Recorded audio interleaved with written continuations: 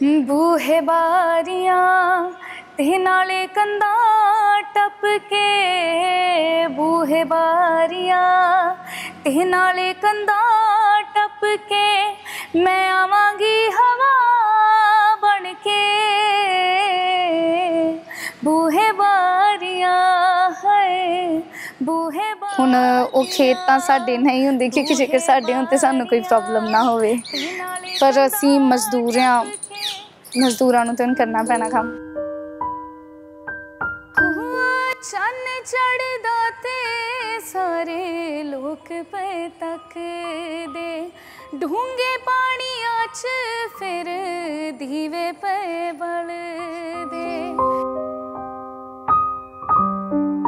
साडे हुनर दे हिसाब दे नाल सानूं वो वाला काम वो करवा रहे ने जिहड़ा मतलब साडे वास्ते नहीं हैगा।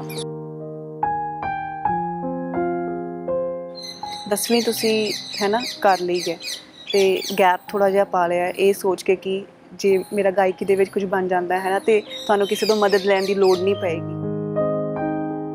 10वीं विच पढ़ाई छड्डण दा ये कारण सीगा कि घर दे हालात तां नहीं सीगे चंगे।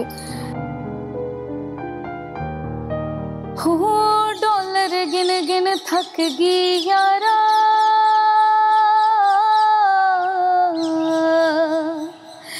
बिन तेरे ना मेरा गुजारा, क्यों तेथों हो गई दूर यारा, तेथों हो गई दूर यारा, मैं हुण पछतानी आ।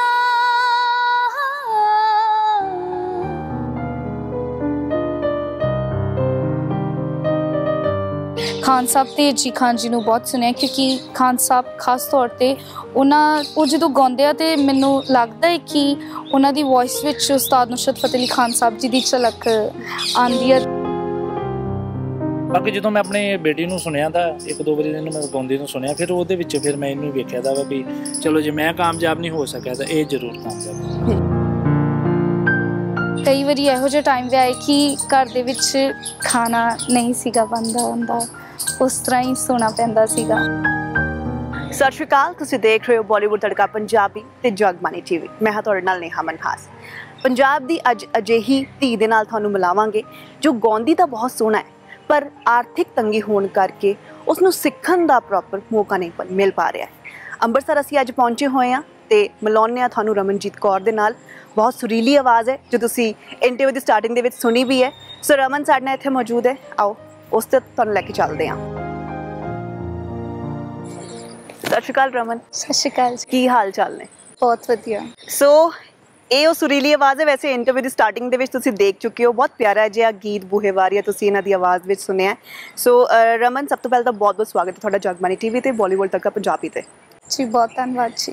सो मैं जिवें दस रही सी आपां तुरदे तुरदे गलबात करते हैं ना, पिछे लोग खड़े है सो वो साडी इंटरव्यू वाल पूरा ध्यान रख रहे हैं। सो असीं उन्हां नूं देख के जिहड़ा डिस्ट्रैक्ट नहीं होना, आपां तुरदे तुरदे गल करते हैं। सो इन्नी प्यारी आवाज़ है रमन, मैं दस रही सी लोकां नूं कि इन्नी सुरीली आवाज़ होने के बावजूद है ना तुहानूं सिੱਖਣ ਦੇ ਵਿੱਚ थोड़ी जी दिक्कत आ रही है सिर्फ आर्थिक तंगी होने करके, है ना? हाँ जी। वैसे तो तुहाडा गाना भी एक जिहड़ा रिलीज़ हो गया कि जो तुहाडी पहले इंटरव्यूज़ हुई है, सो लोगों ने तुहाडी आवाज़ सुनी, उसनूं पसंद किया और उसनूं सहराया, है ना? बहुत सारे थावां तो तुहानूं अप्रोच हुई, तुहानूं अपने नाल साइन करन दे लई, है ना? मदद भी हुई है। सो किसी म्यूजिक डायरैक्टर ने तुहाडा गाना किया है। सो सब तो पहले तो जानना चाहांगे रमन दा ये सफ़र किवें लंघ रहा है? म्यूजिक दा शौक तुहाडे पिता जी रखते सी, तुहानूं मिलिया खून दे विच, है ना ये शौक जिहड़ा, और तुहाडी आवाज़ इन्नी सुरीली बनी है। सो सफ़र किवें दा है जी? सफ़र तां इह है कि मतलब जदों मैं बहुत छोटी हुंदी सीगी या फिर तुसीं लगा लो कि बच्चे नूं उदों होश भी नहीं हुंदी, उदों तो ही मतलब साडे घर दे विच उस्ताद नुसरत फतेह अली खान साहब जी दे कलाम पापा बहुत सुनते आ ते साडे घर विच मास्टर सलीम जी दे भजन बहुत ज़्यादा लगते आ, हल्ले भी लगते उदों भी लगते सी ते मैं मतलब उन्हां नूं सुनदी हुंदी सां। ते फिर जदों मैं ख्याल देना शुरू कर दिता ते मैनूं उदों मैं 10 को 11 साल दी सां जदों मैं कोशिश कीता कि मैं भी इन्हां वांगू गा सकां क्योंकि मैनूं उन्हां दी मतलब आवाज़ बहुत ज़्यादा वधिया लगदी सीगी, बहुत ज़्यादा जिवें तुसीं कह लो कि रूह नूं सुकून मिलदा है। बिल्कुल आवाज़ ही इदां दी सी उन्हां दी, बिल्कुल इस तरह दा फील हुंदा सीगा ते मैं सोचा सीगा कि मैं भी कोशिश करां उन्हां वांगू गाण दी ताकि जो आ लोग ਉਹਨਾਂ ਨੂੰ ਇੰਨਾ ਪਿਆਰ ਦਿੰਦੇ ਆ ਤੇ ਮੈਨੂੰ ਵੀ ਦੇਣ। ਹਾਂ, ਬਹੁਤ ਬਹੁਤ ਪਿਆਰੇ ਤੇ ਖੂਬ ਵਿਚਾਰ ਤੁਹਾਡੇ, ਹੈ ਨਾ। ਤੇ ਹੁਣ ਜ਼ਿਕਰ ਉਹਨਾਂ ਦਾ ਹੋਇਆ ਤੇ ਤੁਸੀਂ ਮੈਨੂੰ ਇਹ ਗੱਲ ਦੱਸੋ, ਜਿਹੜਾ ਗਾਣਾ ਰਿਲੀਜ਼ ਹੋਇਆ ਪਹਿਲਾਂ ਉਹ ਗੀਤ ਤੁਸੀਂ ਸੁਣਾਓਗੇ ਕਿ ਨੁਸਰਤ ਸਾਹਿਬ ਦਾ ਕੋਈ ਗੀਤ ਸੁਣਾਓਗੇ? ਜੀ ਸੌਂਗ ਤਾਂ ਰਿਲੀਜ਼ ਹੋਇਆ, ਮੈਂ ਵੈਸੇ ਹੁਣ ਤੁਸੀਂ ਉਹਨਾਂ ਦੀ ਗੱਲ ਕੀਤੀ ਹੈ ਤਾਂ ਮੈਂ ਉਹਨਾਂ ਦਾ ਸੌਂਗ ਤੁਹਾਨੂੰ ਸੁਣਾਉਂਗੀ। ਬਿਲਕੁਲ ਬਿਲकुल। मस्त नजरों से अल्लाह बचाए, मस्त नजरों से अल्लाह बचाए, महजमालों से अल्लाह बचाए, मस्त नजरों से अल्लाह बचाए, महजमालों से अल्लाह बचाए, मस्त नजरों से अल्लाह बचाए, महजमालों से अल्लाह बचाए, हर बला सर पे आ जाए लेकिन हुस्न वालों से अल्लाह बचाए, हर बला सर पे आ जाए लेकिन हुस्न वालों से अल्लाह बचाए, अल्लाह बचाए मस्त। वाह वाह वाह, बहुत खूब बहुत खूब। अच्छा, ਨੁਸਰਤ ਸਾਹਿਬ ਵੱਲੋਂ ਜਿਹੜੇ ਗੀਤ ਗਾਏ ਗਏ ਹੈ ਨਾ, ਉਹਨਾਂ ਦੇ ਮਤਲਬ ਇੱਦਾਂ ਦੇ ਕਿ ਹੈ ਨਾ, ਸਾਨੂੰ ਸਾਡੀ ਰੂਹ ਜਿਹੜੀ ਪਰਮਾਤਮਾ ਦੇ ਨਾਲ ਕਈ ਵਾਰ ਜੋੜੀ ਹੁੰਦੀ, ਸਾਨੂੰ ਕਿਸੇ ਹੋਰ ਹੀ ਲੋੜ ਦੇ ਵਿੱਚ ਲੈ ਜਾਂਦੀ ਸੀ, ਹੈ ਨਾ। ਸੋ ਉਹ ਵਰਡਸ, ਉਹਨਾਂ ਸ਼ਬਦਾਂ ਨੂੰ ਤੁਸੀਂ ਫੀਲ ਕਰਦੇ ਹੋ ਪਹਿਲੇ, ਫਿਰ ਉਹਨਾਂ ਦੇ ਗਾਣੇ ਦੀ ਜਿਹੜੀ ਹੈ ਉਹ ਰਿਆਜ਼ ਉਹਨਾਂ ਵਾਸਤੇ ਕਰਦੇ ਹੋ? ਹਾਂਜੀ ਬਿਲਕੁਲ, क्योंकि मतलब गाने वास्ते एक चीज़ जिहड़ी बहुत इंपॉर्टेंट होएगी है फीलिंग। बिल्कुल बिल्कुल, फीलिंग्स तो बिना भी गाया नहीं जाता हैगा, क्योंकि जे असीं उन्हां नूं फील करांगे तो फिर ही वो जिहड़े शब्द ने वो निखर के आएंगे, जो मतलब है वो समझ आएगा। हाँ जी। अच्छा, मैं जिक्र तुहाडे गीत दा कर रही सी, है ना, जो ਤੁਹਾਡੀ ਵੀਡੀਓਜ਼ ਇੰਟਰਵਿਊਜ਼ ਵਾਇਰਲ ਹੋਣ ਤੋਂ ਬਾਅਦ ਜਿਹੜਾ ਹੈ ਨਾ ਮੌਕਾ ਤੁਹਾਨੂੰ ਮਿਲਿਆ ਕਿ ਤੁਸੀਂ ਇੱਕ ਗੀਤ ਨੂੰ, ਹਾਲਾਂਕਿ ਪਹਿਲਾਂ ਹੀ ਉਹ ਜਿਹੜਾ ਹੈ ਤੁਸੀਂ ਗਾਇਆ ਹੋਇਆ ਸੀਗਾ, ਹੈ ਨਾ, ਅਤੇ ਉਸ ਨੂੰ ਫੁੱਲ ਫਲੈਜ ਵਿਦ ਮਿਊਜ਼ਿਕ ਤੁਸੀਂ ਲੈ ਕੇ ਜਿਹੜੇ ਹੈ ਹੁਣ ਆਏ ਹੋ। ਸੋ ਇਹ ਮੌਕਾ ਬਹੁਤ ਜ਼ਰੂਰੀ ਹੁੰਦਾ ਹੈ ਨਾ, ਸਾਨੂੰ ਮਿਲੇ, ਅਸੀਂ ਲੋਕਾਂ ਦੀ ਨਜ਼ਰਾਂ ਸਾਹਮਣੇ ਤਾਂ ਵੈਸੇ ਤਾਂ ਆਏ ਹੀ ਆ, ਹੈ ਨਾ, ਸਾਡਾ ਜਿਹੜਾ ਟੈਲੈਂਟ ਹੈ ਉਹ ਤਾਂ ਆਇਆ ਹੀ ਹੈ, ਪਰ ਇੱਕ ਹੋਰ ਹੁੰਦਾ ਹੈ ਕਿ ਇੱਕ ਪ੍ਰੋਫੈਸ਼ਨਲ ਇੱਕ ਪਲੈਟਫਾਰਮ ਮਿਲਣਾ, ਉਹ ਬੜੀ ਜ਼ਰੂਰਤ ਹੁੰਦੀ ਹੈ ਉਸ ਚੀਜ਼ ਦੀ। ਤੁਸੀਂ ਕਿੰਨੀ ਉਡੀਕ ਕੀਤੀ ਹੈ, ਕਿੰਨੇ ਸਾਲਾਂ ਤੋਂ? ਤੁਸੀਂ ਦੱਸ ਰਹੇ ਹੋ 10-11 ਸਾਲ ਦੀ ਸੀ ਉਦੋਂ ਤੋਂ, ਹੈ ਨਾ, ਪਤਾ ਲੱਗ ਗਿਆ ਸੀ ਕਿ ਹਾਂ ਗਾ ਸਕਦੀ ਹਾਂ।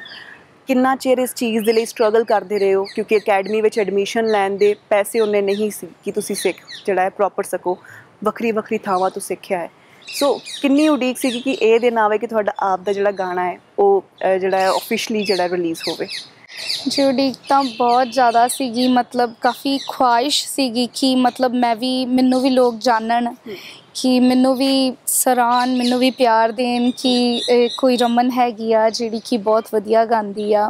हालांकि मैं कह तो नहीं सकती कि मैं बहुत वधिया गांदी हाँ, बाकी कोशिश करती पई हाँ मैं तो कोशिश करती पई हाँ कि गावां। हुण लोग कह रहे कि वधिया गांदे आ, तां मैं जिथों तुसीं सॉन्ग की गल कीती है, वो सॉन्ग मैं खान साहब ते जी खान जी नूं बहुत सुनिया, क्योंकि खान साहब खास तौर ते वो जो गाते हैं तो मैनू लगता है कि उन्हों की वॉइस विच उस्ताद नुसरत फतेह अली खान साहब जी की झलक आती है, तो मैनू इस करके मेरे फेवरेट भी ने, मैं उन्होंने सॉन्ग्स भी कई गाए ने, पर मैं सोचा कि मैं कुछ अपने वालों ट्राई करा, तो मैं फिर एक गाना करने बारे सोचा, तो फिर साडे पिंड दे ही ने, मेरे वड्डे भरा ही लगते हैं, उन्हों का नाम जग्गी आ, उन्होंने कोलों असीं ये गाना लिखवाया सीगा। हाँ जी, डॉलर।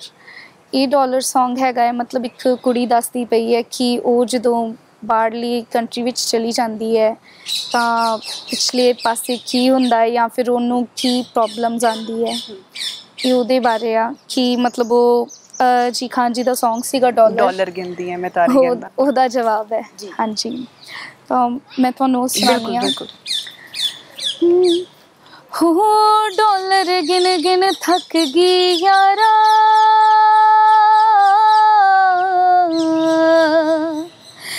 बिन तेरे ना मेरा गुजारा, क्यों तेथों हो गई दूर यारा, तेथों हो गई दूर यारा, मैं हुण पछतानी आ, डॉलर ना गिनदी वे तेरी याद च रोनी डॉलर ना गिनदी वे तेरी याद च रोनिया हो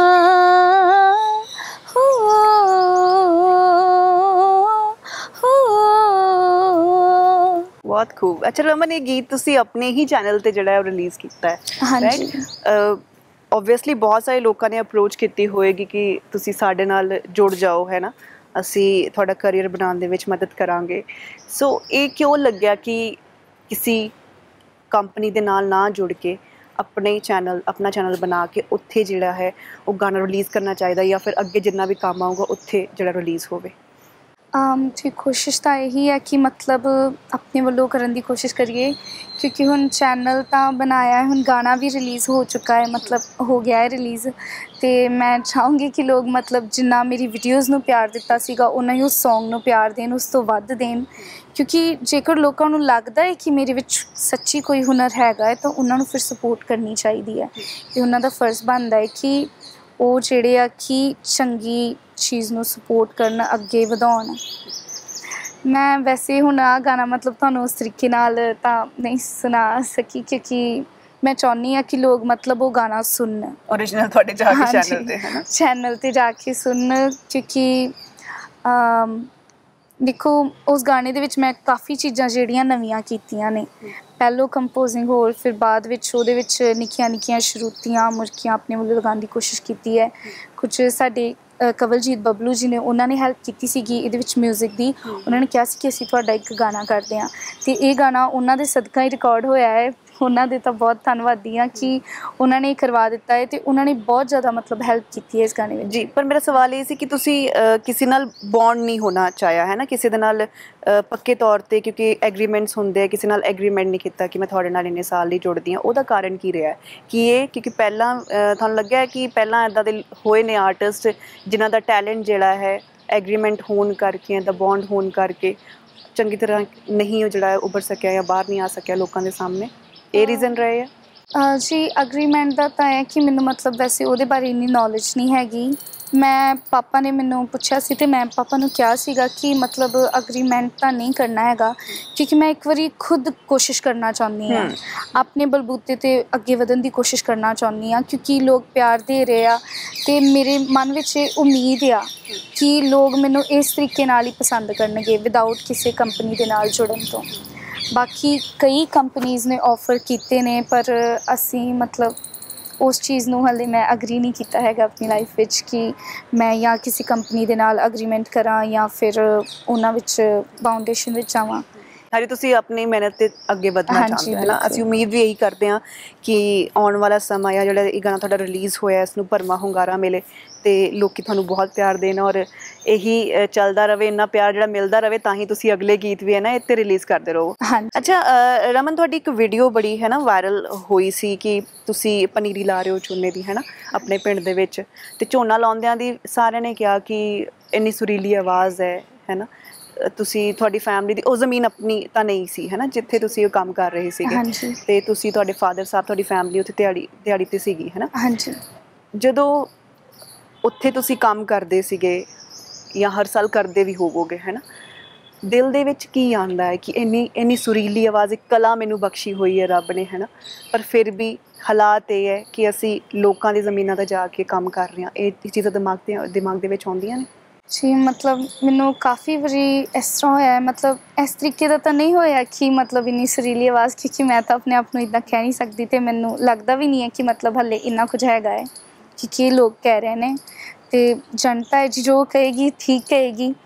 ਪਰ ਜਿੱਥੋਂ ਤੱਕ ਗੱਲ ਹੈ ਕੰਮ ਦੀ, ਉਹ ਤਾਂ ਹੁਣ ਮਤਲਬ ਕਰਨਾ ਹੀ ਪੈਣਾ ਹੈ, ਕਿਉਂਕਿ ਪਾਪਾ ਕਰਦੇ ਨੇ, ਉਹਨਾਂ ਦੇ ਨਾਲ ਅਸੀਂ ਵੀ ਕਰਵਾ ਦਿੰਦੇ ਹਾਂ, ਕਿਉਂਕਿ ਉਹ ਇਕੱਲੇ ਨੇ ਜਿਹੜੇ ਮਤਲਬ ਪੂਰੀ ਫੈਮਿਲੀ ਚਲਾਉਂਦੇ ਆ। ਅਤੇ ਸਾਨੂੰ ਕਾफ़ੀ ਦੁੱਖ ਹੁੰਦਾ ਹੈ ਇਸ ਕੰਮ ਤੋਂ ਕਿ ਜੇਕਰ ਅਸੀਂ ਮਤਲਬ ਹੁਣ ਮੈਂ ਗਾਇਕੀ ਦਾ ਜਦੋਂ ਸ਼ੌਂਕ ਰੱਖਿਆ ਸੀ ਅਤੇ ਮੈਨੂੰ ਬਹੁਤ ਉਮੀਦ ਸੀਗੀ ਕਿ ਜੇਕਰ ਮੈਂ ਸਿੰਗਰ ਬਣ ਜਾਵਾਂਗੀ ਅਤੇ ਆਹ ਸਭ ਜੋ ਪ੍ਰੋਬਲਮਸ ਨੇ ਇਹ ਫੈਮਿਲੀ ਨੂੰ ਨਹੀਂ ਹੋਣਗੀਆਂ। ਤਾਂ ਹੁਣ ਦੇਖ ਰਹੇ ਹਾਂ, ਹੌਲੀ ਹੌਲੀ ਕੋਸ਼ਿਸ਼ ਤਾਂ ਕਰ ਰਹੇ ਹਾਂ, ਜੇਕਰ ਉਹ ਮੁਕਾਮ ਮਿਲ ਜਾਵੇ ਤਾਂ ਹੁਣ ਸੌਂਗ ਵੀ ਆ ਗਿਆ ਹੈ, ਰਿਲੀਜ਼ ਹੋ ਗਿਆ ਹੈ, ਅਤੇ ਲੋਕ ਉਹਨੂੰ ਪਿਆਰ ਦੇਣਗੇ ਅਤੇ ਸ਼ਾਇਦ ਉਹ ਮੁਕਾਮ ਸਾਨੂੰ ਮਿਲ ਜਾਵੇ। ਬਾਕੀ ਉਹ ਵਾਲਾ ਕੰਮ ਜੋ ਸੀਗਾ ਉਹ ਦਿਲ ਨੂੰ ਦੁੱਖ ਤਾਂ ਤੁਸੀਂ ਸੱਚ ਕਹਿ ਰਹੇ ਹੋ ਕਿ ਬਹੁਤ ਜ਼ਿਆਦਾ ਹੁੰਦਾ ਹੈ ਕਿ ਇੱਕ ਸਾਡੇ ਵਿੱਚ ਜੇਕਰ ਹੁਨਰ ਹੈਗਾ ਹੈ ਤਾਂ ਫਿਰ ਸਾਨੂੰ ਪਰਮਾਤਮਾ ਨੂੰ ਚਾਹੀਦਾ ਹੈ ਕਿ ਸਾਨੂੰ ਉਹ ਮੁਕਾਮ ਦੇਣ ਜਿਹੜਾ ਸਾਨੂੰ ਚਾਹੀਦਾ ਹੈ। ਸਾਡੇ ਹੁਨਰ ਦੇ ਹਿਸਾਬ ਦੇ ਨਾਲ ਸਾਨੂੰ ਉਹ ਵਾਲਾ ਕੰਮ ਉਹ ਕਰਵਾ ਰਹੇ ਨੇ ਜਿਹੜਾ ਮਤਲਬ ਸਾਡੇ ਵਾਸਤੇ ਨਹੀਂ ਹੈਗਾ। ਜਿਵੇਂ ਮਜ਼ਦੂਰੀ ਤੁਸੀਂ ਕਹਿ ਰਹੇ ਹੋ, ਹੁਣ ਉਹ ਖੇਤ ਤਾਂ ਸਾਡੇ ਨਹੀਂ ਹੁੰਦੇ, ਕਿਉਂਕਿ ਜੇਕਰ ਸਾਡੇ ਹੋਣ ਤਾਂ ਸਾਨੂੰ ਕੋਈ ਪ੍ਰੋਬਲਮ ਨਾ ਹੋਵੇ, ਪਰ ਅਸੀਂ ਮਜ਼ਦੂਰ ਹਾਂ, ਮਜ਼ਦੂਰਾਂ ਨੂੰ ਤਾਂ ਕਰਨਾ ਪੈਣਾ ਕੰਮ। ਕਦੇ ਦਿਮਾਗ ਦੇ ਵਿੱਚ ਇਹ ਗੱਲਾਂ ਆਉਂਦੀਆਂ ਕਿ ਇਹ ਜੋ ਹਾਲਾਤ ਨੇ, ਆਰਥਿਕ ਤੰਗੀ ਹੈ ਪਰਿਵਾਰ ਦੀ, ਇਹਨੇ ਤੁਹਾਨੂੰ ਬਹੁਤ ਥਾਵਾਂ 'ਤੇ ਰੋਕਿਆ, ਈਵਨ ਪੜ੍ਹਾਈ ਤੋਂ ਵੀ ਰੋਕਿਆ। 10ਵੀਂ ਤੁਸੀਂ ਹੈ ਨਾ ਕਰ ਲਈ ਹੈ ਅਤੇ ਗੈਪ ਥੋੜ੍ਹਾ ਜਿਹਾ ਪਾ ਲਿਆ ਇਹ ਸੋਚ ਕੇ ਕਿ ਜੇ ਮੇਰਾ ਗਾਇਕੀ ਦੇ ਵਿੱਚ ਕੁਝ ਬਣ ਜਾਂਦਾ ਹੈ ਨਾ ਅਤੇ ਤੁਹਾਨੂੰ ਕਿਸੇ ਤੋਂ ਮਦਦ ਲੈਣ ਦੀ ਲੋੜ ਨਹੀਂ ਪਏਗੀ, ਹੈ ਨਾ, ਅਤੇ ਪਰਿਵਾਰ ਨੂੰ ਵੀ ਔਖਾ ਨਹੀਂ ਹੋਏਗਾ ਤੁਹਾਡੀ ਸਟੱਡੀ ਕਰਵਾਉਣ ਦੇ ਵਿੱਚ, ਤੁਸੀਂ ਆਪ ਕਰਨਾ ਚਾਹੁੰਦੇ। ਬੜੀ ਵਧੀਆ ਸੋਚ ਹੈ ਨਾ, ਇੱਦਾਂ ਹਰ ਕਿਸੇ ਨੂੰ ਸੋਚਣਾ ਵੀ ਚਾਹੀਦਾ। ਪਰ ਤੁਹਾਨੂੰ ਲੱਗਦਾ ਨਹੀਂ ਕਿ ਇਹ ਜਿਹੜਾ ਗੈਪ ਹੈ ਕਿ ਐਟਲੀਸਟ ਸਕੂਲਿੰਗ ਪੂਰੀ ਹੋਣੀ ਚਾਹੀਦੀ ਆ, ਕਿਤੇ ਨਾ ਕਿਤੇ ਬਾਅਦ ਵਿੱਚ ਤੁਹਾਨੂੰ ਫੀਲ ਨਾ ਹੋਵੇ ਜੇ ਥੋੜ੍ਹਾ ਟਾਈਮ ਲੱਗ ਜਾਵੇ ਕਿ ਮੈਨੂੰ ਪਹਿਲੇ ਸਕੂਲਿੰਗ ਕਰ ਲੈਣੀ ਚਾਹੀਦੀ ਸੀ, ਹਾਂ, ਪਰ ਔਖਾ ਜ਼ਰੂਰ ਹੋ ਰਿਹਾ ਹੈ ਇਸ ਵੇਲੇ, ਹੈ ਨਾ, ਉਹ ਕੰਮ ਕਰਨਾ। ਸੋ ਆਉਂਦਾ ਕਿਤੇ ਨਾ ਕਿਤੇ ਪੜ੍ਹਾਈ ਯਾਦ ਆਉਂਦੀ ਹੈ ਪੜ੍ਹਾਈ ਦੀ, ਕਿ ਪੜ੍ਹਾਈ ਕਰਨੀ ਜ਼ਰੂਰੀ ਹੈ ਜਾਂ ਚਾਹੀਦੀ ਹੈ ਮੈਨੂੰ? ਜੀ ਪੜ੍ਹਾਈ ਦਾ ਤਾਂ ਇੱਦਾਂ ਸੀਗਾ ਕਿ ਮਤਲਬ ਹੁਣ ਪੜ੍ਹਾਈ ਹਰ ਇੱਕ ਯੂਥ ਵਾਸਤੇ ਜ਼ਰੂਰੀ ਹੈ, ਬਹੁਤ ਜ਼ਿਆਦਾ ਜ਼ਰੂਰੀ ਹੈ। ਖਾਸ ਕਰ ਸਿੰਗਿੰਗ, ਐਕਟਿੰਗ ਜਾਂ ਫਿਰ ਜਿਹੜਾ ਵੀ ਤੁਸੀਂ ਕੰਮ ਕਰ ਰਹੇ ਹੋ ਉਹਦੇ ਵਿੱਚ ਪੜ੍ਹਾਈ ਬਹੁਤ ਜ਼ਿਆਦਾ ਜ਼ਰੂਰੀ ਹੈ। ਜੇਕਰ ਡਿਗਰੀ ਨਹੀਂ ਤਾਂ ਕਮ ਸੇ ਕਮ ਤੁਹਾਨੂੰ ਸਮਝ ਹੋਣੀ ਚਾਹੀਦੀ ਹੈ ਕਿਸੇ ਭਾਸ਼ਾ ਦੀ, ਜਾਂ ਤਾਂ ਫਿਰ ਤੁਹਾਡੇ ਕੋਲ 12ਵੀਂ ਤੱਕ ਦੀ ਕਮ ਸੇ ਕਮ ਐਜੂਕੇਸ਼ਨ ਕੰਪਲੀਟ ਹੋਣੀ ਚਾਹੀਦੀ ਹੈ। 10ਵੀਂ ਵਿੱਚ ਪੜ੍ਹਾਈ ਛੱਡਣ ਦਾ ਇਹ ਕਾਰਨ ਸੀਗਾ ਕਿ ਘਰ ਦੇ ਹਾਲਾਤ ਤਾਂ ਨਹੀਂ ਸੀਗੇ ਚੰਗੇ, ਇਸ ਕਰਕੇ ਛੱਡ ਦਿੱਤੀ ਵੀ ਜੇਕਰ ਔਖੇ ਹੋ ਕੇ ਪੜ੍ਹਨ ਨਾਲੋਂ ਚੰਗਾ ਕਿ ਅਸੀਂ ਰਹਿਣ ਦੇਈਏ। ਮੈਂ ਸੋਚਿਆ ਕਿ ਜੇਕਰ ਸਿੰਗਰ ਬਣ ਜਾਵਾਂਗੇ ਤਾਂ ਫਿਰ ਤਾਂ ਮੈਂ ਆਪਣੇ ਬਲਬੂਤੇ 'ਤੇ ਪੜ੍ਹਾਈ ਕਰ ਸਕਦੀ ਹਾਂ, ਜਿੰਨਾ ਚਾਹਵਾਂ ਓਨਾ ਪੜ੍ਹ ਸਕਦੀ ਹਾਂ। ਬਾਕੀ ਪੜ੍ਹਾਈ ਵਿੱਚ ਤਾਂ ਮਤਲਬ ਠੀਕ ਹੀ ਆ ਕਿ ਅਸੀਂ ਮਤਲਬ ਮੈਨੂੰ ਕਦੀ ਕੰਪਲੇਂਟ ਨਹੀਂ ਮਿਲੀ ਕਿ ਮੈਂ ਆਹ ਵਾਲਾ ਕੰਮ ਜਾਂ ਕਰ ਨਹੀਂ ਸਕਦੀ ਜਾਂ ਫਿਰ ਪੜ੍ਹਾਈ ਵਿੱਚ ਕਮਜ਼ੋਰ ਹਾਂ। ਪੜ੍ਹਾਈ ਵਿੱਚ ਵੀ ਠੀਕ ਰਿਹਾ, ਕਿਉਂਕਿ ਪੜ੍ਹਾਈ ਵਿੱਚ ਵੀ ਮੇਰੀ ਕਾਫੀ ਲਗਨ ਸੀਗੀ, ਹਾਲੇ ਵੀ ਹੈਗੀ ਆ। ਮੈਂ ਤਦੇ ਕਰਕੇ ਜਦੋਂ ਸਿੰਗਰ ਬਣ ਜਾਵਾਂਗੀ ਤਾਂ ਫਿਰ ਪੜ੍ਹਾਂਗੀ, ਕਿਉਂਕਿ ਮੈਂ ਪੜ੍ਹਨਾ ਚਾਹੁੰਦੀ ਹਾਂ। ਇਹ ਜ਼ਰੂਰੀ ਹੈ, ਇਹ ਵੀ ਜ਼ਰੂਰੀ ਹੈ ਗਾਇਕੀ ਦੇ ਨਾਲ। ਹਾਂਜੀ। ਅੱਛਾ, ਗਾਇਕੀ ਤੁਹਾਡੇ ਪਿਤਾ ਜੀ ਦਾ ਸੁਪਨਾ ਵੀ ਹੈ ਨਾ, ਕਿਉਂਕਿ ਉਹੀ ਗਾਉਂਦੇ ਹੁੰਦੇ ਸੀ, ਫਿਰ ਉਹਨਾਂ ਤੋਂ ਹੀ ਜਿਹੜੀ ਹੈ ਤੁਹਾਨੂੰ ਗਾਇਕੀ ਮਿਲੀ ਹੈ।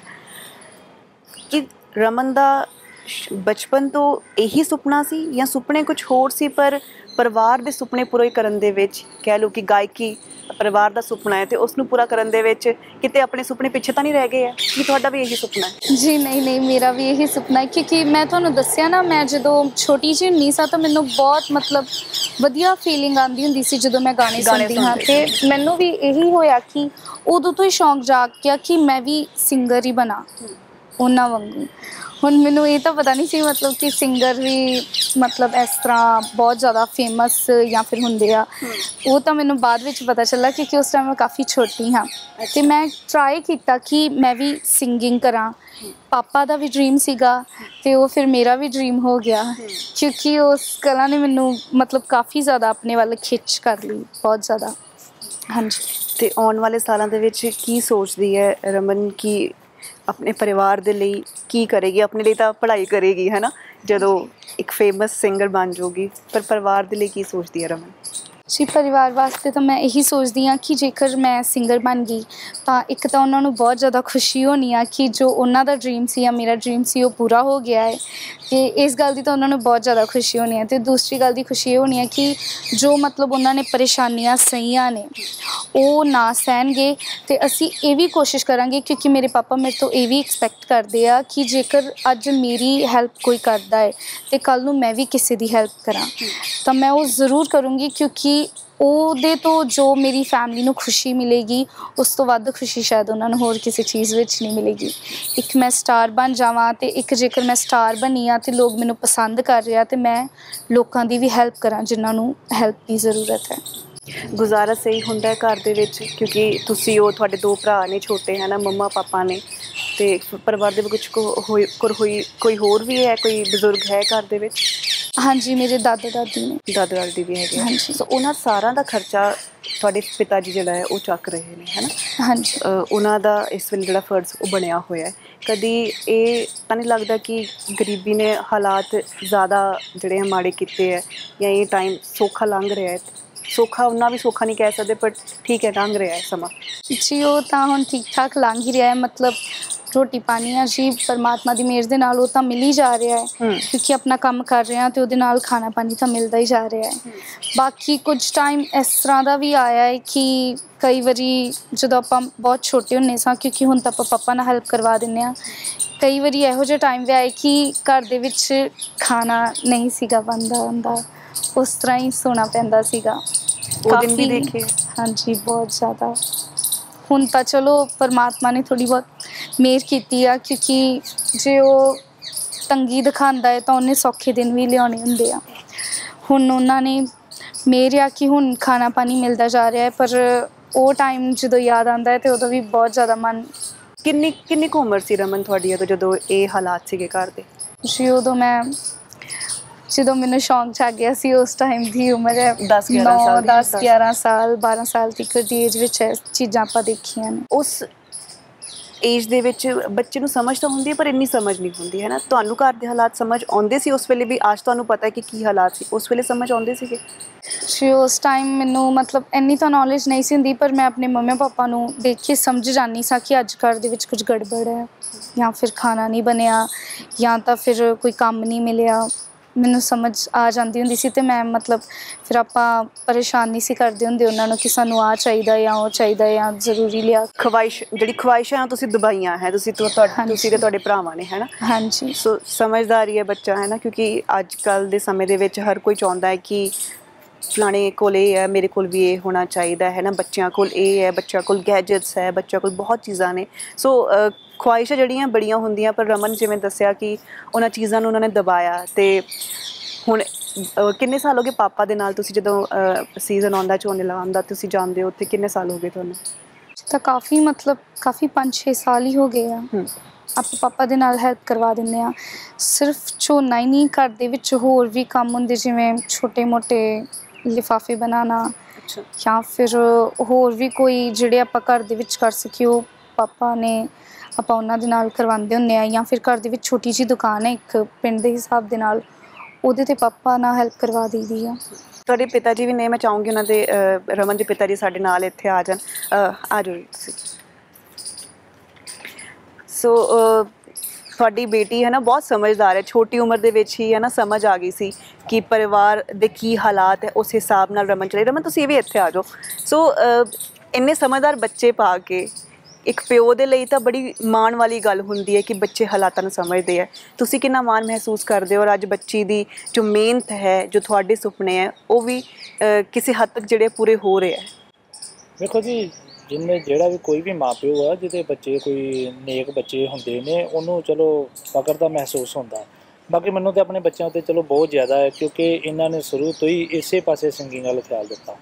ਘਰ ਦੇ ਹਾਲਾਤਾਂ ਨੂੰ ਵੀ ਵੇਖ ਕੇ ਚੱਲੇ ਆ। ਜਦੋਂ ਕਿਤੇ ਕੋਈ ਤੰਗੀ ਸੰਗੀ ਜਾਪਦੀ ਸੀ ਜਾਂ ਕੋਈ ਪ੍ਰੋਬਲਮ ਜਾਪਦੀ ਹੈ, ਖੁਦ ਕਹਿ ਦਿੰਦੇ ਵੀ ਡੈਡ ਆਪਾਂ ਹੁਣ ਅਕੈਡਮੀ ਕੋਚਰ ਵਾਸਤੇ ਬੰਦ ਕਰ ਦਿੰਦੇ ਹਾਂ, ਅਤੇ ਜੇ ਲੋੜ ਪਵੇਗੀ ਤਾਂ ਫਿਰ ਆਪਾਂ ਜੁਆਇਨ ਕਰ ਲਾਂਗੇ, ਜਦੋਂ ਪੈਸਿਆਂ ਦੀ ਥੋੜ੍ਹੀ ਬਹੁਤੀ ਜਿੰਨਾ ਚਿਰ ਪ੍ਰੋਬਲਮ ਹੋਣਾ ਚਿਰ ਤੱਕ ਆਪ ਛੁੱਟੀ ਪਾ ਦਿੰਦੇ ਰਹੇ ਉੱਧਰ ਦੀ ਸਾਈਡ ਤੋਂ।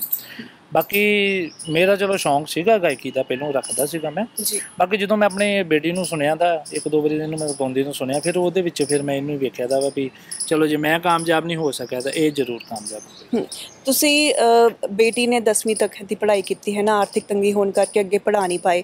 ਸੋ ਇਹ ਚੀਜ਼ਾਂ ਕਦੀ ਦਿਮਾਗ ਦੇ ਵਿੱਚ ਆਉਂਦੀ ਹੈ? ਇੱਕ ਪਿਓ ਹੋਣ ਦੇ ਨਾਤੇ ਦੁੱਖ ਹੁੰਦਾ ਹੈ ਕਿ ਮੇਰੀ ਧੀ ਪੜ੍ਹਨ ਦੇ ਵਿੱਚ ਵੀ ਵਧੀਆ ਹੈ ਪਰ ਮੈਂ ਅੱਗੇ ਉਹਨੂੰ ਪੜ੍ਹਾ ਨਹੀਂ ਪਾ ਰਿਹਾ। ਵੇਖੋ ਜੀ, ਦੁੱਖ ਤਾਂ ਹੁੰਦਾ ਹੈ, ਪਰ ਇਹਦੀ ਪੜ੍ਹਾਈ ਦਾ ਜਿਹੜਾ ਸਿਲਸਿਲਾ ਹੈ ਮੈਂ ਇਹਨੂੰ ਮਨਾ ਨਹੀਂ ਕੀਤਾ ਦਾ। ਇਹਦੀ ਆਪਣੀ ਆਪ ਦੀ ਮਰਜ਼ੀ ਹੈ, ਕਿਉਂਕਿ ਇਹਨੇ ਜਦੋਂ ਘਰ ਦੇ ਹਾਲਾਤ ਵੇਖੇ ਆ ਵੀ ਸਾਨੂੰ ਕਿਸੇ ਵੀ ਕੰਮ ਧੰਦੇ ਦੇ ਵਿੱਚ ਪ੍ਰੋਬਲਮ ਆ ਰਹੀ ਹੈ, ਜਾਂ ਜੇ ਘਰ ਦੇ ਵਿੱਚ ਕੋਈ ਚੀਜ਼ ਲਿਆਉਣੀ ਆ ਫਿਰ ਵੀ ਮੁਸ਼ਕਿਲ ਆ, ਜਾਂ ਹੋਰ ਕੁਝ ਫਿਰ ਵੀ ਮੁਸ਼ਕਿਲ ਆ, ਫਿਰ ਇਹਨੇ ਆਪ ਇਹਦੀ ਆਪਣੀ ਮਰਜ਼ੀ ਸੀ ਵੀ ਮੈਂ ਕੁਝ ਪਹਿਲੇ ਆਪ ਬਣ ਜਾ, ਉਸ ਤੋਂ ਬਾਅਦ ਵਿੱਚ ਫਿਰ ਮੈਂ ਕਿੰਨਾ ਦਾ ਪੜ੍ਹਾਈ ਵੱਲ ਖਿਆਲ ਕਰਾਂਗਾ। ਸੋ ਇਹ ਜਿਹੜਾ ਧਿਆਨ ਬੱਚਿਆਂ ਨੇ ਰੱਖਿਆ। ਔਰ ਰਮਨ ਦੇ ਨਾਲ ਹੁਣ ਗੱਲਬਾਤ ਕਰਦੇ ਹਾਂ। ਰਮਨ, ਤੁਹਾਡੇ ਫਾਦਰ ਸਾਹਿਬ ਨੇ ਦੱਸਿਆ ਕਿ ਹੈ ਨਾ ਕਿਵੇਂ ਤੁਸੀਂ ਇਹ ਸੋਚਿਆ ਕਿ ਪਰਿਵਾਰ ਨੂੰ ਕੋਈ ਤੰਗੀ ਨਾ ਆਵੇ ਤੁਹਾਡੀ ਪੜ੍ਹਾਈ ਕਰਕੇ, ਹੈ ਨਾ, ਕਿਉਂਕਿ ਓਬਵੀਅਸਲੀ ਕੰਮ ਤਾਂ ਤੁਸੀਂ ਕਰਦੇ ਹੋ, ਤੁਸੀਂ ਪਰਿਵਾਰ ਰਲ ਕੇ ਪੂਰਾ ਕੰਮ ਕਰਦੇ ਹੋ, ਪਰ ਫਿਰ ਵੀ ਹੈ ਨਾ ਉਸ ਹਿਸਾਬ ਦੀ ਕਮਾਈ ਨਹੀਂ ਹੋ ਪਾਦੀ ਜਿਹੜੀ ਹੋਣੀ ਚਾਹੀਦੀ ਹੈ।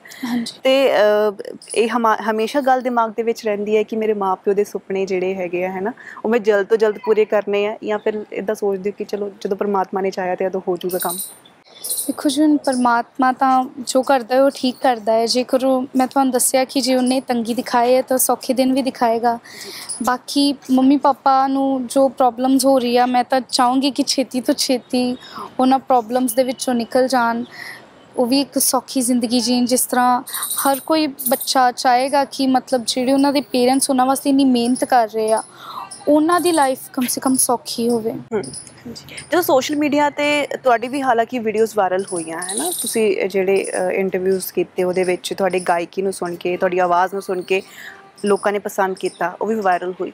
ਬਟ ਇੱਦਾਂ ਲੱਗਦਾ ਹੈ ਜਾਂ ਪਿਛਲੇ ਸਮੇਂ ਦੇ ਵਿੱਚ ਤੁਸੀਂ ਇਹ ਚੀਜ਼ ਨੋਟਿਸ ਫੀਲ ਕੀਤੀ ਹੈ ਕਿ ਬਹੁਤ ਸਾਰੀਆਂ ਅਜਿਹੀਆਂ ਚੀਜ਼ਾਂ ਨੇ ਸੋਸ਼ਲ ਮੀਡੀਆ 'ਤੇ ਜੋ ਨਹੀਂ ਸ਼ਾਇਦ ਲੋਕਾਂ ਵੱਲੋਂ ਉਸ ਨੂੰ ਅੱਗੇ ਵਧਾਉਣਾ ਚਾਹੀਦਾ, ਉਹ ਵੱਧਦੀਆਂ ਨੇ, ਅਤੇ ਜਿਹੜਾ ਟੈਲੈਂਟ ਹੈ ਕਿਤੇ ਨਾ ਕਿਤੇ ਉਹ ਹਿਡਨ ਟੈਲੈਂਟ ਹਿਡਨ ਹੀ ਰਹਿ ਜਾਂਦਾ ਹੈ। ਹਾਂਜੀ ਬਿਲਕੁਲ, ਸ਼ਾਇਦ ਇਹ ਗੱਲ ਹੈ ਕਿਉਂਕਿ ਮਤਸੇ ਤਾਂ ਮੈਂ ਕਿਉਂਕਿ ਮੇਰੇ ਕੋਲ ਫ਼ੋਨ ਤਾਂ ਹੁਣ ਨਹੀਂ ਆ, ਮੈਂ ਸੋਸ਼ਲ ਮੀਡੀਆ ਇੰਨਾ ਯੂਜ਼ ਨਹੀਂ ਕਰਦੀ। ਤੁਸੀਂ ਫਾਦਰ ਸਾਹਿਬ ਦਾ ਫੋਨ ਯੂਜ਼ ਕਰਦੇ ਹਾਂਜੀ, ਆਪਣੇ ਪਾਪਾ ਦਾ ਫ਼ੋਨ ਯੂਜ਼ ਕਰਦੀ ਹਾਂ ਥੋੜ੍ਹਾ ਬਹੁਤ, ਉਹ ਵੀ ਪਰ ਮੈਂ ਉਦੋਂ ਹੀ ਯੂਜ਼ ਕਰਦੀ ਜਦੋਂ ਮੈਂ ਗਾਣੇ ਸੁਣਨੇ ਹੁੰਦੇ ਆ। ਹਾਂਜੀ, ਬਾਕੀ ਪਾਪਾ ਕਿਤੇ ਦਿਖਾ ਦਿੰਦੇ ਆ ਤਾਂ ਆਪਾਂ ਦੇਖ ਲੈਂਦੇ ਆ।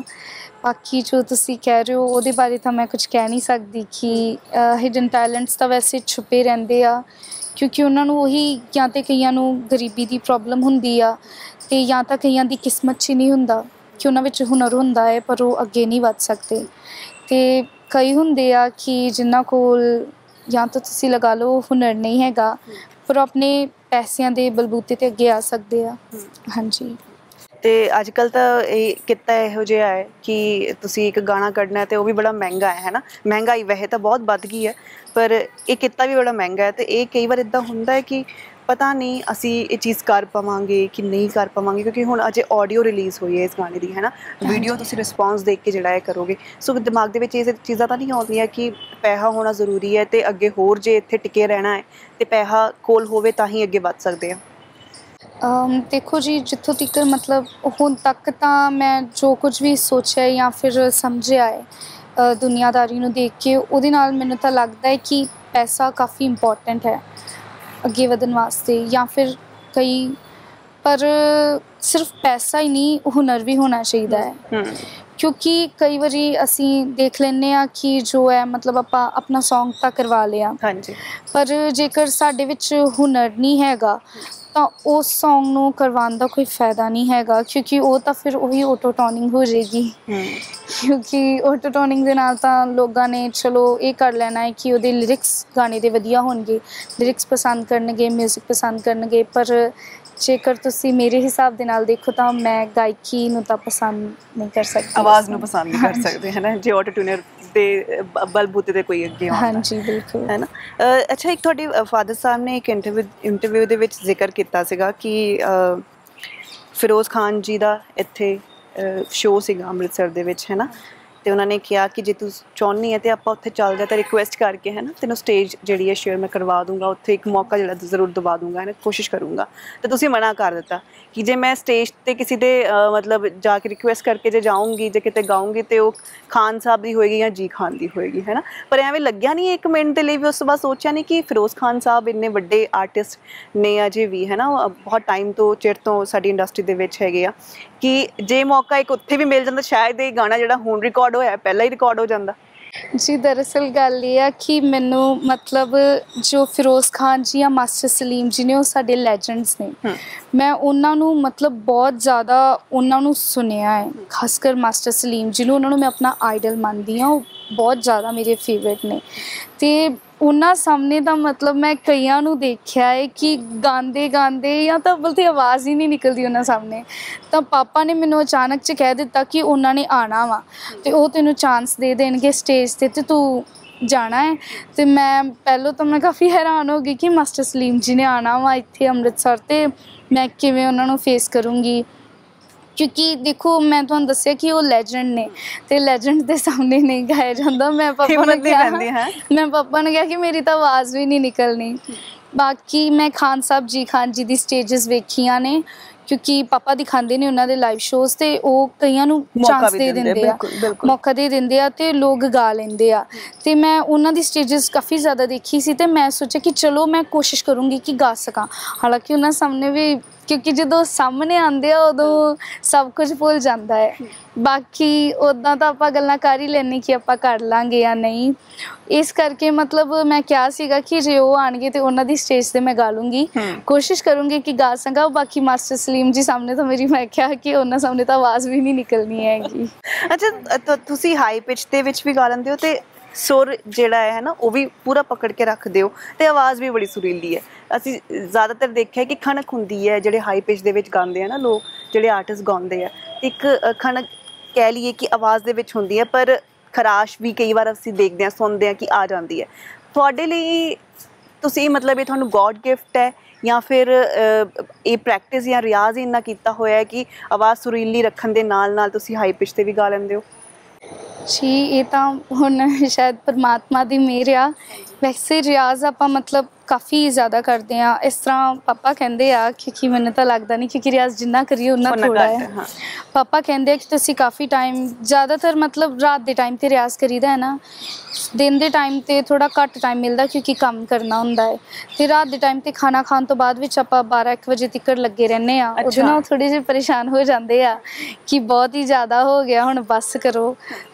साडा तो दिल नहीं करता कि बस करिए, पर उन्हां करके करना पैंदा है।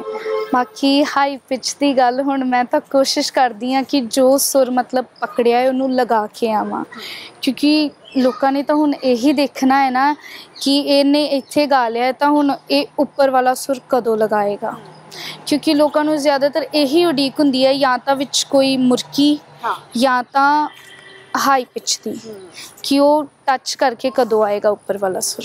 हाँ जी। अच्छा जो रियाज़ करते हो साज ਜਿਹੜੇ ਕੋਲ ਰੱਖ ਕੇ ਰਿਆਜ਼ ਕਰਦੇ ਹੋ ਹੈ ਨਾ, ਤੁਹਾਡੇ ਬ੍ਰਦਰਸ ਵੀ ਨਾਲ ਤੁਹਾਡੇ ਜਿਹੜੇ ਹੈ ਨਾਲ ਸਾਥ ਦਿੰਦੇ ਹੈ, ਜਾਂ ਫਿਰ ਕਦੀ ਵੀ ਕੋਈ ਕੰਮ ਕਰ ਰਹੇ ਹੋਵੋ ਤਾਂ ਵੀ ਗੁੰਗੁਣਾਉਂਦੇ ਰਹਿੰਦੇ ਹੋ, ਰਿਆਜ਼ ਕਰਨ ਦੀ ਕੋਸ਼ਿਸ਼ ਕਰਦੇ ਹੋ? ਹਾਲਾਂਕਿ ਕੰਮ ਜਿਹੜਾ ਤੁਸੀਂ ਦੱਸਿਆ ਕਿ ਦੁਪਹਿਰੀ ਕਰਨਾ ਪੈਂਦਾ ਦਿਨ ਟਾਈਮ, ਤਾਂ ਹੀ ਰਾਤ ਨੂੰ ਰਿਆਜ਼ ਕਰਦੇ ਹੋ? दिन के टाइम ते कदी जो मतलब सानू टाइम मिलता है तो असी पहलों तो मतलब नहीं सी, चलो साडे दादा जी का हारमोनीयम हैगा ही। अच्छा वो भी गाउंदे सी? दादा जी नू शौक सीगा मतलब साज वगैरह रखन दा, बाकी गाना तो उन्हां दा नहीं है। वो भगत ने ते माता रानी दे भजन पसंद करते हैं पर गाते नहीं आ वो, क्योंकि जेकर वो गाते होंदे तो सानू प्रॉब्लम नहीं सी होनी। उन्हां दे हारमोनीयम सीगे बहुत पुराने, हालांकि वो मतलब सही तरह काम तो नहीं करते पर साडे वास्ते वो बहुत वधिया सीगे। साडे दादा जी ने सानू दे दिते कि तुसी आ ले लो, जेकर तुसी गायकी करना चाहुंदे हो जो तो इन्हां ते रियाज़ कर लो। ये बेसिक चीज़ां ने, इन्हां दी बहुत ज़्यादा लोड़ हुंदी है जिहड़े इस लैन विच पैंदे आ। तां उन्हां ने सानू दे दिता ते उन्हां दे हारमोनीयम ते आपां रियाज़ करदे हुंदे सां। फिर जो अकैडमियां विच जाना शुरू किया, उन्होंने दसिया सानू थोड़ी बहुत समझ आई तो असी उस तरीके दे नाल सुर रख के रियाज़ करते होंने ते वधिया रियाज़ हुंदा ही। हुण तां चलो मतलब साडे USA तो ने, उन्हां दा नाम हैगा है जी मोहिंदर सिंह संधू जी। हाँ जी, वो मतलब वो मैनू कहंदे आ कि उन्होंने मैनू बेटी बनाया होया है, मतलब एक NRI डैड ला लो तुसी। उन्होंने मैनू बेटी बनाया होया है, कहंदे कि तैनू जिहड़ी भी चीज़ की ज़रूरत है मैनू दस मैं दूँगा। उन्होंने सानू मतलब हैल्प कीती सीगी ते असी उन्हां दा एक हारमोनीयम ते एक तबला लिआंदा सी। उहदे नाल मेरे ब्रदर भी बहुत ज़्यादा खुश हो गए क्योंकि वो वजांदे आ ते हुण आपां जदों इकट्ठे बैठ के रियाज़ करते हैं तो बहुत ज़्यादा वधिया भी लगता है। नाले उन्हां दा भी बहुत ज़्यादा शुकराना करते हैं कि उन्होंने साडी इन्नी हैल्प कीती है जी। अच्छा गल्लां बहुत असी कर लियां है ना, मैं चाहूँगी एक गीत जिहड़ा हो जावे, किहड़े गायक दा गीत सुनाओगे तुसी? जी मैं हुण तुहानू अफसाना दा कोई गीत जो सुना जी सको? मैं अफसाना खान जी दसूँगी। रहिए एक दूजे दियां सजना वे दुआवां च, रहिए एक दूजे दियां सजना वे दुआवां च, ना गिला कोई शिकवा ते मगरूरी नहीं, हो दिल मिलने ज़रूरी हुंदे ढोल ना वे, हो दिल मिलने ज़रूरी हुंदे ढोल ना वे, मोहब्बत मिले या ना मिले ज़रूरी नहीं, सब कुछ ठीक आवे लड़े थोड़ियाँ, दूर दूर होए पर मरे थोड़ियाँ, हो अगदा दरिया तरना भी मोहब्बत हुंदी है, किसे दी याद च मरना भी मोहब्बत हुंदी है। जुदा हो गए ते हो गए ना रो रो रोले पा, हो जुदा हो गए ते हो गए ना रो रो रोले पा। इश्क है सजना इश्क कोई मशहूरी नहीं, हो दिल मिलने ज़रूरी हुंदे ढोल नवे। मोहब्बत मिले या ना मिले ज़रूरी नहीं, हो दिल मिलने ज़रूरी हुंदे ढोल नवे। मोहब्बत मिले या ना मिले ज़रूरी नहीं। ਵਾਹ, ਅੱਛਾ ਜੇ ਕਦੀ ਇਹ ਸਾਰੇ ਗਾਇਕ ਤੁਹਾਡੇ ਸਾਹਮਣੇ ਹੋਣ ਤੇ ਮੌਕਾ ਮਿਲੇ ਕਿ ਗਾਓ ਤੇ ਗਾ ਦੋਗੇ, ਘਬਰਾਹਟ ਤਾਂ ਨਹੀਂ ਹੋਊਗੀ? ਜੀ ਹੁਣ ਮੈਂ ਤੁਹਾਨੂੰ ਦੱਸਿਆ ਕਿ ਉਹਨਾਂ ਸਾਹਮਣੇ ਗਾਇਆ ਤਾਂ ਨਹੀਂ ਜਾਂਦਾ, ਬਾਕੀ ਮੈਂ ਕੋਸ਼ਿਸ਼ ਕਰੂੰਗੀ ਆਪਣੇ ਵੱਲੋਂ ਪੂਰੀ ਕਿ ਜੇਕਰ ਉਹਨਾਂ ਨੇ ਮੈਨੂੰ ਮੌਕਾ ਦਿੱਤਾ ਏ ਤੇ ਮੈਂ ਉਹਨਾਂ ਦਾ ਮਾਣ ਰੱਖਾਂ। ਉਹਨਾਂ ਦੇ ਹੁਣ ਜੇ ਉਹਨਾਂ ਨੇ ਮੌਕਾ ਦਿੱਤਾ ਹੈ ਤਾਂ ਹੁਣ ਮੈਨੂੰ ਗਾਣਾ ਹੀ ਪੈਣਾ ਹੈ, ਕਿਉਂਕਿ ਜੇਕਰ ਉਹਨਾਂ ਨੇ ਇਸ ਤਰ੍ਹਾਂ ਕਹਿ ਦਿੱਤਾ ਕਿ ਗਾਓ ਤੇ ਮੇਰੇ ਕੋਲ ਗਾਇਆ ਨਾ ਗਿਆ ਤਾਂ ਬਹੁਤ ਜ਼ਿਆਦਾ ਇਨਸਲਟ ਹੋਣੀ ਕਿ ਉਹਨਾਂ ਦੀ ਮੈਂ ਫੈਨ ਆ ਤੇ ਉਹਨਾਂ ਦੇ ਕਹਿਣ 'ਤੇ ਮੇਰੇ ਕੋਲ ਗਾਇਆ ਨਹੀਂ ਗਿਆ। ਹਾਂਜੀ, ਤੇ ਗਾਉਣ ਦੀ ਪੂਰੀ ਕੋਸ਼ਿਸ਼ ਰੱਖੋਗੇ ਤਾਂ ਘਬਰਾਹਟ ਆਪਣੀ ਸਾਈਡ ਤੇ ਰੱਖੋਗੇ, ਹੈ ਨਾ? ਘਬਰਾਹਟ ਨੂੰ ਫਿਰ ਥੋੜਾ ਸਾਈਡ ਤੇ ਕਰਕੇ ਕੋਸ਼ਿਸ਼ ਕਰੂੰਗੀ ਪੂਰੀ ਕਿ ਮੈਂ ਗਾ ਸਕਾਂ। ਅੱਛਾ, ਕਦੀ ਕੋਸ਼ਿਸ਼ ਕੀਤੀ ਹੈ, ਕਦੀ ਟਰਾਈ ਕੀਤਾ ਕਿ ਇਹਨਾਂ ਜਿਨ੍ਹਾਂ ਆਰਟਿਸਟ ਨੂੰ ਤੁਸੀਂ ਸੁਣਦੇ ਹੋ ਇੰਨਾ ਜ਼ਿਆਦਾ, ਇੰਨਾ ਪਸੰਦ ਕਰਦੇ ਹੋ, ਉਹਨਾਂ ਤੱਕ ਪਹੁੰਚ ਕਰਨ ਦੀ ਕਦੀ ਕੋਸ਼ਿਸ਼ ਕੀਤੀ ਹੈ? ਜੀ ਕੋਸ਼ਿਸ਼ ਤਾਂ ਕੀਤੀ ਸੀਗੀ ਪਰ ਪਹੁੰਚ ਹੋ ਨਹੀਂ ਸਕੀ, ਕਿਉਂਕਿ ਕਿਹਨਾਂ ਤੱਕ ਪਹੁੰਚ ਕਰਨ ਦੀ ਕੋਸ਼ਿਸ਼ ਕੀਤੀ ਸੀ? ਜੀ ਅਸੀਂ ਖਾਨ ਸਾਹਿਬ ਜੀ ਤੀਕਰ ਪਹੁੰਚ ਕਰਨ ਦੀ ਕੋਸ਼ਿਸ਼ ਕੀਤੀ ਸੀਗੀ। ਉਹਨਾਂ ਨੂੰ ਮਤਲਬ ਸੋਚਿਆ ਸੀਗਾ ਕਿ ਸ਼ਾਇਦ ਸਾਨੂੰ ਕੋਈ ਉਹਨਾਂ ਨੂੰ ਮਿਲਾ ਦੇਵੇ ਜਾਂ ਫਿਰ ਕੋਈ ਲਾਈਵ ਸ਼ੋਅ ਹੋਵੇ ਉਹਨਾਂ ਦਾ। ਹਾਲਾਂਕਿ ਵੈਸੇ ਇੱਥੇ ਲਾਈਵ ਸ਼ੋਅਜ਼ ਸ਼ਾਇਦ ਲੱਗਦੇ ਵੀ ਨੇ ਪਰ ਸਾਡਾ ਪਿੰਡ ਦੂਰ ਹੋਣ ਕਰਕੇ ਸਾਨੂੰ ਪਤਾ ਨਹੀਂ ਲੱਗਦਾ ਉਹਦੇ ਬਾਰੇ। ਮੈਂ ਟਰਾਈ ਕੀਤਾ ਸੀ, ਮੈਂ ਪਾਪਾ ਨੂੰ ਕਿਹਾ ਸੀ ਕਿ ਉਹਨਾਂ ਦਾ ਕੋਈ ਲਾਈਵ ਸ਼ੋਅ ਹੁੰਦਾ ਤਾਂ ਕਮ ਸੇ ਕਮ ਇੱਕ ਵਾਰੀ ਉਹਨਾਂ ਨੂੰ ਮਿਲ ਹੀ ਆਈਏ, ਕਿ ਮੈਨੂੰ ਇੰਨਾ ਹੀ ਬਹੁਤ ਹੋਏਗਾ ਕਿ ਮੈਂ ਜਿਨ੍ਹਾਂ ਦੀ ਫੈਨ ਹੈ ਉਹਨਾਂ ਨੂੰ ਮਿਲੀ ਤਾਂ ਹੈਗੀ ਹਾਂ। ਹੁਣ ਮਾਸਟਰ ਸਲੀਮ ਜੀ ਦਾ ਮੈਂ ਪਹਿਲੋਂ ਖੁਸ਼ ਤਾਂ ਬਹੁਤ ਹੋਈ ਕਿ ਉਹਨਾਂ ਇੱਥੇ ਆਉਣਾ ਹੈ, ਪਰ ਜਦੋਂ ਪਾਪਾ ਨੇ ਕਿਹਾ ਕਿ ਸਟੇਜ 'ਤੇ ਗਾਣਾ ਹੈ ਤਾਂ ਉਦੋਂ ਮੈਂ ਕਹਿ ਦਿੱਤਾ ਕਿ ਨਹੀਂ ਤੁਸੀਂ ਰਹਿਣ ਹੀ ਦਿਓ, ਮੈਂ ਰਹਿਣ ਹੀ ਦਿੰਦੀ ਹਾਂ, ਜਾਣਾ ਜ਼ਰੂਰੀ ਨਹੀਂ ਹੈ। ਜ਼ਿਆਦਾ ਜ਼ਰੂਰੀ ਨਹੀਂ ਹੈ। ਹਾਂਜੀ, ਉਸ ਵੇਲੇ ਕਿਉਂਕਿ ਜਿੱਦਾਂ ਪਹਿਲਾਂ ਰਮਨ ਨੇ ਦੱਸਿਆ ਕਿ ਇੱਕਦਮ ਦੱਸਦਾ ਸੀਗਾ ਤੇ ਤਾਂ ਥੋੜ੍ਹਾ ਜਿਹਾ ਹੋ ਗਿਆ ਕਿ ਕਿਵੇਂ ਹੈ ਨਾ ਉਹਨਾਂ ਸਾਹਮਣੇ ਜਾ ਕੇ ਗਾਉਂਗੇ। ਪਰ ਉਮੀਦ ਇਹੀ ਕਰਦੇ ਹਾਂ ਕਿ ਰਮਨ ਸੁਪਨੇ ਬਹੁਤ ਨੇ ਤੁਹਾਡੇ, ਵਧੀਆ ਸੁਪਨੇ ਨੇ, ਹੈ ਨਾ? ਪਰਿਵਾਰ ਦੇ ਲਈ ਸੁਪਨੇ ਦੇਖਦੇ ਹੋ, ਆਪਣੇ ਲਈ ਸੁਪਨਾ ਅਜੇ ਬਾਅਦ ਵਿੱਚ ਦੇਖਿਆ ਪਰ ਪਰਿਵਾਰ ਵਾਲੇ ਪਹਿਲੇ ਸੋਚਦੇ ਹੋ। ਉਮੀਦ ਕਰਦੇ ਹਾਂ ਕਿ ਸੁਪਨੇ ਪੂਰੇ ਹੋਣ, ਹੈ ਨਾ?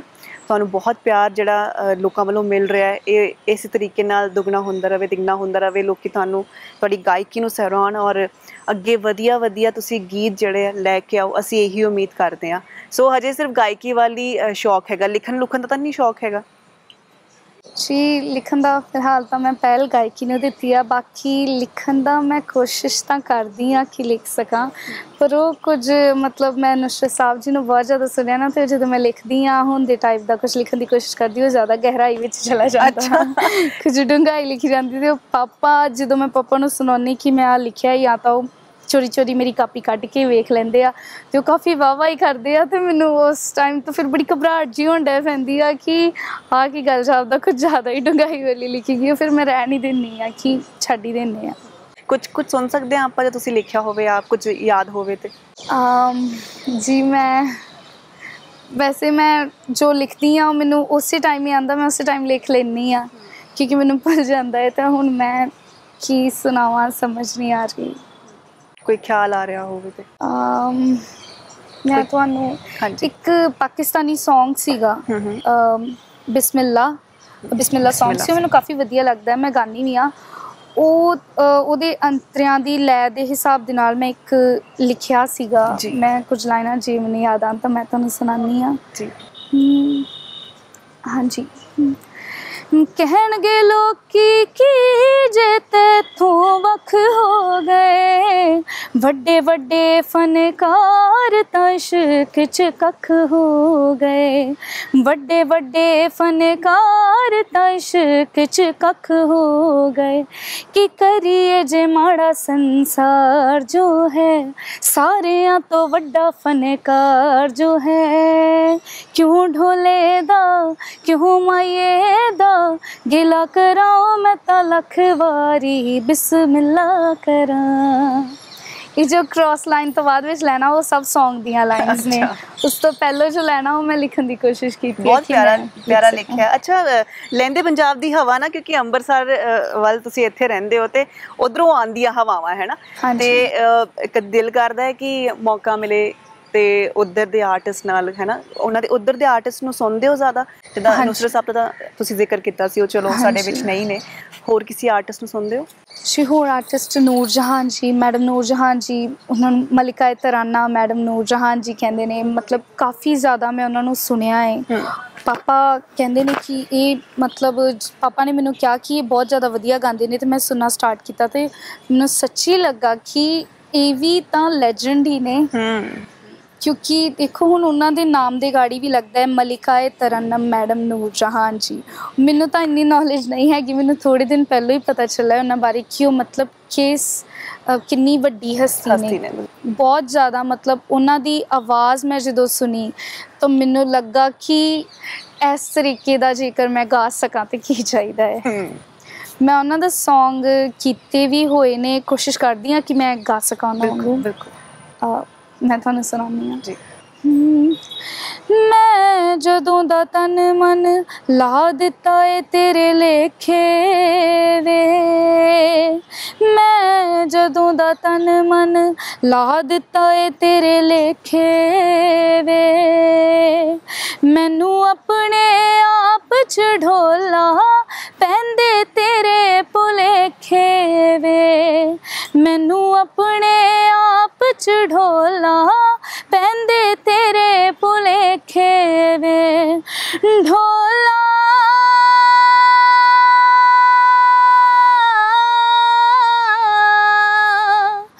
ढोला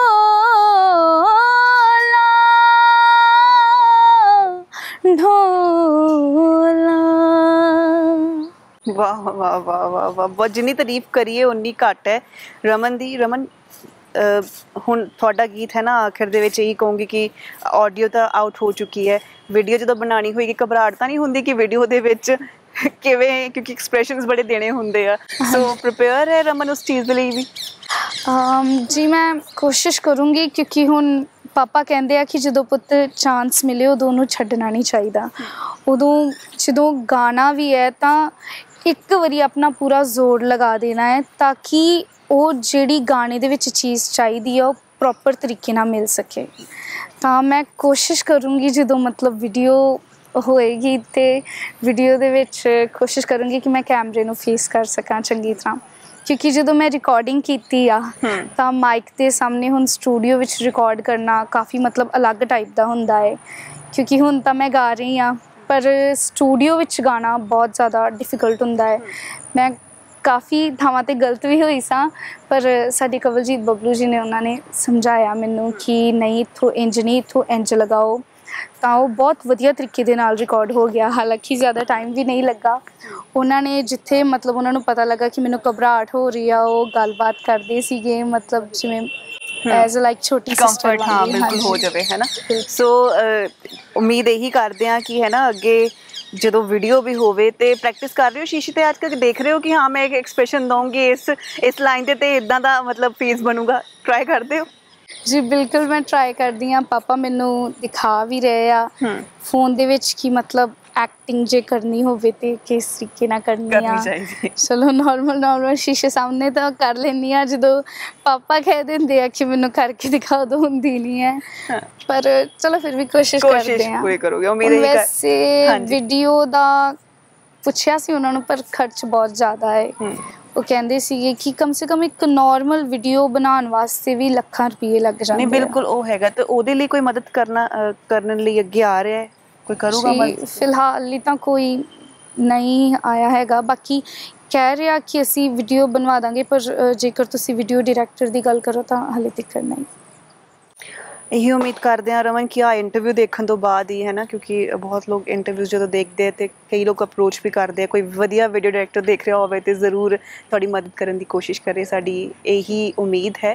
ਬਹੁਤ ਵਧੀਆ ਲੱਗਿਆ ਰਮਨ ਤੁਹਾਡੇ ਨਾਲ ਗੱਲਬਾਤ ਕਰਕੇ, ਔਰ ਤੁਹਾਡੇ ਸੁਪਨੇ ਜਿਹੜੇ ਹੈ ਉਹ ਰੱਬ ਜਲਦੀ ਪੂਰੇ ਕਰੇ, ਬਾਬਾ ਜੀ ਮਿਹਰ ਕਰਨ ਤੁਹਾਡੇ ਤੇ।